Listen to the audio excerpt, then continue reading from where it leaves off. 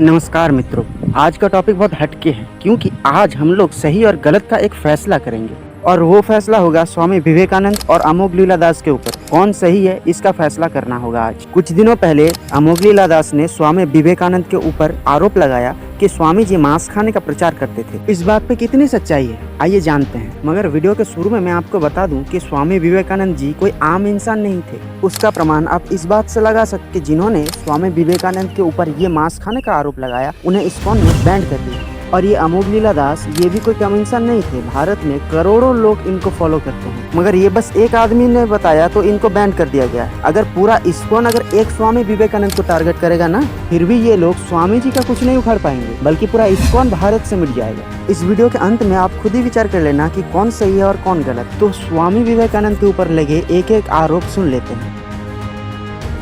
दिव्य पुरुष है नहीं है ये बात की बात। पहली बात, कोई भी दिव्य पुरुष किसी जानवर को मार के खाएगा क्या? वो मछली खाएगा? मछली को दर्द होता है? और अगर विवेकानंद अगर मछली खाए, एक सिद्ध पुरुष मछली खा सकता है?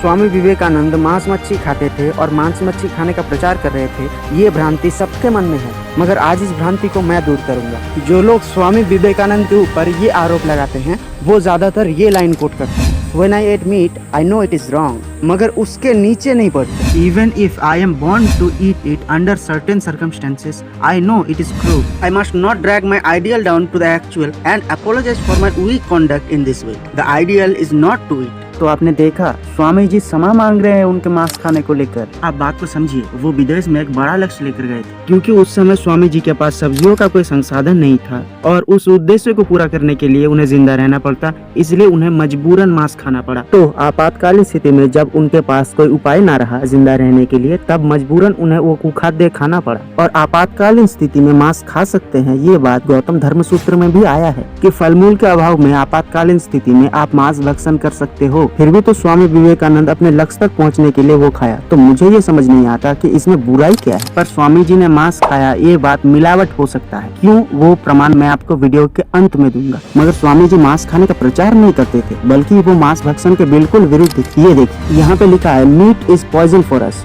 ये चीज कोई नहीं दिखा। स्वामी जी बोलते थे if you are going to be bhaktas then you should avoid meat. Swami ji खुद कहते थे कि अगर आप भक्त बनना चाहते हो तो आपको मांस नहीं खाना चाहिए, मगर ये बात कोई नहीं दिखाएगा। The Hindus and the Chinaman how poor they are, they do not take meat but live somehow on the scanty diet of rice and all sort of vegetables। तो यहाँ पर भी स्वामी जी सब्जी खाने का ही प्रचार कर रहे थे, ना कि मांस खाने का। In the evening I am going to speak in a vegetarian dinner। Well I am a vegetarian because I prefer it when I can get। तो स्वामी जी यहाँ पे खुद लिख रहे हैं Well I am a vegetarian। P.S. kindly order some vegetables for me। I don't care much for rice। Bread will do as well। I have become an awful vegetarian now। ऐसे बहुत सारे प्रमाण हैं कि स्वामी जी मांसाहार का समर्थन नहीं करते थे, बल्कि वो शाकाहार का प्रचार करते। मगर स्वामी जी जितना संभव शाकाहार करने का प्रयास करते थे, क्योंकि विदेश में सब्जी बहुत कम पाया जाता है। मुझे तो नहीं लगता है कि इसमें किसी का कोई बुरा लगने का बात, बल्कि हमें तो इसमें स्वामी जी की महान लक्ष्य को देखना चाहिए कि कितने मुश्किल हालातों से उन्हें गुजरना पड़ा है। अगर हमें हमारा धर्म आपातकालीन स्थिति में ये खाने का इजाजत देता है, तो तुम कौन होते हो कहने वाले कि स्वामी जी गलत थे? अमोघ लीला दास को ये बात सोच समझ कर बोलना चाहिए। आप कितना भी ज्ञानी क्यों ना हो, मुझे लगता है कि स्वामी विवेकानंद के पास आपसे ज्यादा शास्त्र ज्ञान था। इतने बड़े विद्वान के विरुद्ध बोलने से पहले आपको 10 बार सोच लेना चाहिए। या तो मत तो पथ,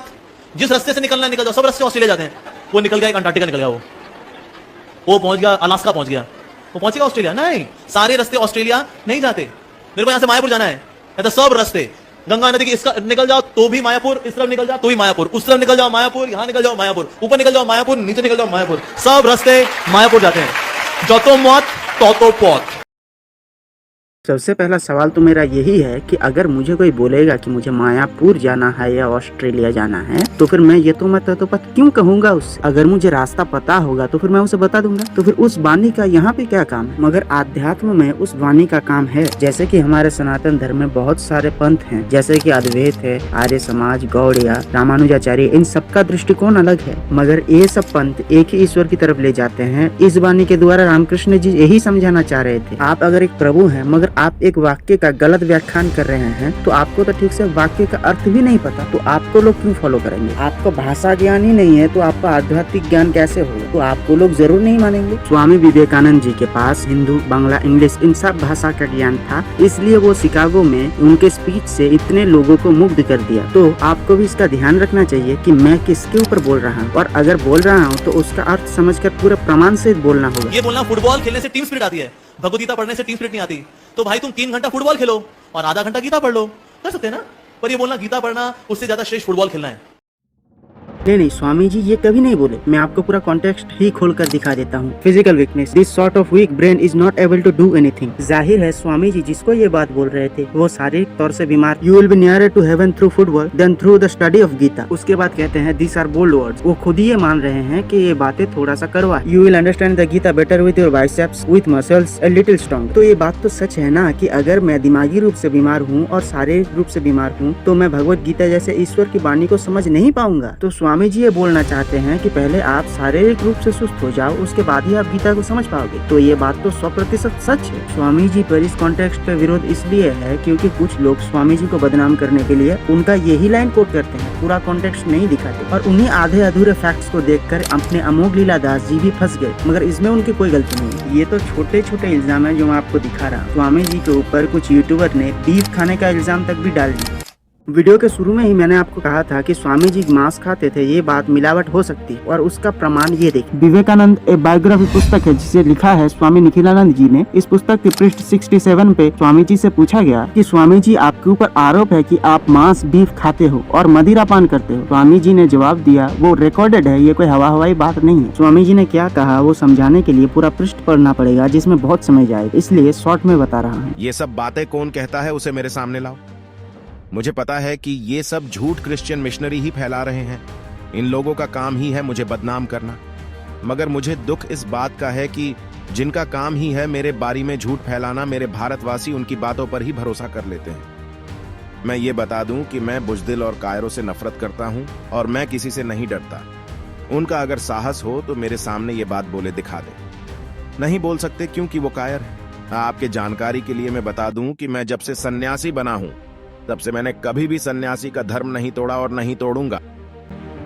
स्वामी जी जानते थे कि ये सब बस क्रिश्चियन मिशनरीज का चाल है उन्हें बदनाम करने के लिए, और आज भी उनका फैलाया गया झूठ हम सब अभी तक मानकर चल रहे हैं। उनका झूठ तो हमें सच लगता है, मगर अपने संत साधु की बातें झूठ लगता है। हमें पहले खुद को सुधारना होगा, तभी हम स्वामी विवेकानंद जी को अच्छे से समझ पाएंगे। मगर फिर भी कुछ लोग स्वामी जी का अपमान करने वाले विधर्मियों का साथ देते हैं। वर्क्स ऑफ स्वामी विवेकानंद जो रामकृष्ण मिशन खुद पब्लिश कर रही है, उसके 7वें वॉल्यूम में लिखा है कि स्वामी विवेकानंद अपने चेलों को रोजाना हमारे वेद, पुराण और भगवत गीता छोड़ के बाइबल पढ़ाते थे, और ये भी कहते थे कि हम सब क्रिश्चियंस ही हैं, इसलिए दिन की शुरुआत पहले बाइबल से होनी चाहिए। स्वामी जी को बदनाम करने के लिए ये कहीं से कही हुई बातें जोड़ देते हैं, और स्वामी जी की बातों को अगर मान कर चले तो फिर ये लोग बुज़दिल ही हैं, क्योंकि ये पूरा कॉन्टेक्स्ट नहीं दिखाते। स्वामी जी क्रिश्चियन संप्रदाय का सम्मान और उनका समर्थन करते थे लोगों के सामने, ये इसका इल्जाम। मगर अगर सच बात तो देखा जाए तो स्वामी जी ने सबसे ज्यादा अपमान तो जीसस क्राइस्ट का ही किया है। उदाहरण के लिए आप the complete works of Swami Vivekananda का ये लाइन देख लीजिए। वो कहते हैं, The people who do external, superficial things are so self-righteous. I remember when I was a boy, I had great regard for the character of Jesus Christ. Then I read about the wedding feast in the Bible. I closed the book and said, "He ate meat and drank wine. He cannot be a good man." Swami ji ने खुद Jesus को मांस और मदिरा पान करने के लिए बुरा आदमी कहा है। तो आपको लगता है कि स्वामी जी क्रिश्चियन संप्रदाय के सम्मान करते थे और उनका प्रचार करते थे, या फिर जीसस क्राइस्ट का तारीफ करेंगे? बिल्कुल नहीं। और वो मांस मच्छी नहीं खाते थे, ये भी यहाँ पर प्रमाण हो जाता है। और स्वामी जी कायर नहीं थे, ये बात सच है, और उसका प्रमाण भी हमें इस पुस्तक में ही देखने को मिलता है। और इसका प्रमाण आपको इसी पुस्तक के 114 पृष्ठ नंबर पे मिलता है। There were on the boat among other passengers 2 Christian missionaries who in the course of heated discussion with Swami lost their tempers and savagely criticized the Hindu religion. Religion. मतलब कि स्वामी जी जब अंग्रेजों के बोट में ही भारत वापस आ रहे थे तब उनके जहाज में 2 क्रिश्चियन मिशनरीज थे जो कि स्वामी जी और हिंदू धर्म के बारे में उल्टा सीधा बोल रहे थे। The Swami walk to one of them, रिसाइज him by the collar and said, if you abuse my religion again I will throw you overboard. तो जो सनातन वैदिक धर्म को गाली दे रहा था, स्वामी जी उसका कलर पकड़ के बोले कि अगर मेरे धर्म के बारे में तूने फिर से उल्टी सीधी बात करी तो मैं तुझे इस जहाज से नीचे फेंक दूंगा। वो क्रिश्चियन बोला, let me go sir, I will never do it again. वो अंग्रेज बेचारा माफी मांग रहा था कि मैं दोबारा ऐसी गलती नहीं करूँ। तो जो व्यक्ति इतना धर्म से प्रेम करता हो उस पे धर्म का दुष्प्रचार करने का आरोप लगाना अपने आप में ही थोड़ा मूर्ख वाला काम हो जाता है। और अपने देश में नहीं, अंग्रेजों के बीच में उन्होंने ये किया। मुझे पता है कि अगर स्वामी जी की जगह ये अमोघलीला दास होते तो जरूर ये चुप करके चले जाते, मगर स्वामी विवेकानंद साहसी और प्रतिवादी थे, इसीलिए उन्होंने ये किया। मगर फिर भी अगर कुछ लोग भ्रांति पैदा करेंगे आपके सामने तो आपका एक ही काम होगा कि आप उनके बातों पर भरोसा मत कीजिए। मगर सिर्फ एक ही नहीं, बहुत सारे ऐसे इस्कॉनिस्ट हैं जो कि स्वामी विवेकानंद को अपमान करते हैं। तो बेटा स्वामी जी की तरफ देखने से पहले तुम अपने घर में झांक कर देख लो। ये इस्कॉन की ऑफिशियल वेबसाइट है जिसपे श्रीला प्रभुपाद का कुछ स्पीच है जीसस और मोहम्मद के बारे में। यहाँ पे लिखा है, इस्लाम इज ऑल्सो वैष्णविज्म। ये आपके ही श्रीला प्रभुपाद जी बोल रहे हैं। उसके नीचे क्या लिखा है मैं आपको बताता हूँ। No Chaitanya Mahaprabhu talk with the Pathan यानी Muslims, he proved that your religion is also Vaishnavism. जिस इस्लाम में मांस खाने का प्रावधान है, गाय काट कर खाया जाता है, आपके प्रभुपाद जी उसी को वैष्णव मत बोल दिए और चैतन्य महाप्रभु पर इस्लाम को वैष्णव पंथ कहने का आरोप थोप रहे हैं। मगर हम सब ये जानते हैं कि चैतन्य महाप्रभु इस्लाम के कितने कट्टर विरोधी थे और उन्होंने बहुत सारे मुस्लिम और पठानों को वैष्णव बनाया, हिंदू बनाया। आगे आपके प्रभुपाद जी बोलते हैं कि द कुरान इज ऑल्सो शास्त्र। आपने बिना प्रमाण के स्वामी विवेकानंद जी पर मांस खाने का आरोप लगा दिया, मगर आपके ही श्रीला प्रभुपाद जी ने कुरान को शास्त्र बोल रहे हैं जिसमें मांस खाने का प्रावधान है, गाय को काट कर खाने का प्रावधान है, जीव हत्या करने का प्रावधान है। तो वो सही है। और सुनिए, आपके श्रीला प्रभुपाद जी ने ये भी बोला है कि मुस्लिम रिलीजन इज ऑल्सो भक्ति yoga. Buddha is shaktavesh avatar, we accept lord Jesus Christ is also shaktavesh avatar, Muhammad is also shaktavesh avatar, Muslim they follow the acharya Muhammad. आपके इस्कॉन ने तो इस्लाम को भक्ति योग बता रखा है। जीसस जैसे मीट ईटर, बीफ ईटर और शराबी को शाक्तवेस अवतार बोल रहा है। हजरत मोहम्मद जैसे बीफ ईटर और किलर को शाक्तवेस अवतार बोल रहा है और आचार्य भी बोल रहा है आपके इस्कॉन। तो आपके इस्कॉन से तो स्वामी विवेकानंद बहुत ज्यादा हिंदू धर्म के लिए कट्टर थे। वो कभी भी हिंदू धर्म के बारे में कटुक्ति नहीं सुनते, वो कभी भी मांस नहीं खाते। आपने उन्हें मांस खाने का आरोपी बना रखा है और अंग्रेजों के घर में घुसकर उनका कॉलर पकड़कर जहाज से नीचे फेंक देने का काम आपके इस्कॉन से तो नहीं होगा, वो तो छोड़ दीजिए। तो मेरे हिसाब से जब आपके खुद के घर में अगर दोष हो तो दूसरे का घर नहीं देखना चाहिए। अगर आप वीडियो पूरा देखे हैं मित्रों तो फिर आप मुझे बताइए कि ये अमोघलीला दास सही है या फिर स्वामी विवेकानंद सही है, मुझे कमेंट सेक्शन में जरूर बताना। तो मित्रों आज के लिए इतना ही। वीडियो पसंद आया हो तो लाइक करें, शेयर करें और उनके साथ शेयर करें जो कि अमोघलीला दास को सही ठहरा रहे हैं और स्वामी विवेकानंद को गलत बोल रहे हैं। तो उनके साथ वीडियो ज्यादा से ज्यादा शेयर करें ताकि उनका मुंह बंद। इस वीडियो में जितने भी प्रमाण आपको दिखाया गया है उन सब का संदर्भ आपको कमेंट सेक्शन पर मिल जाए। और आपको तो पता ही है कि ये सब संदर्भ और प्रमाण ढूंढने में मुझे कितना वक्त और कितना परिश्रम करना पड़ता है और कितना अध्ययन करना पड़ता है। तो आप लोग अगर मुझे सहायता करें, मेरे चैनल को सब्सक्राइब करें तो मुझे खुशी होगी ऐसे परिश्रम करने में। तो मित्रों आज के लिए इतना ही, मिलते हैं अगली वीडियो में।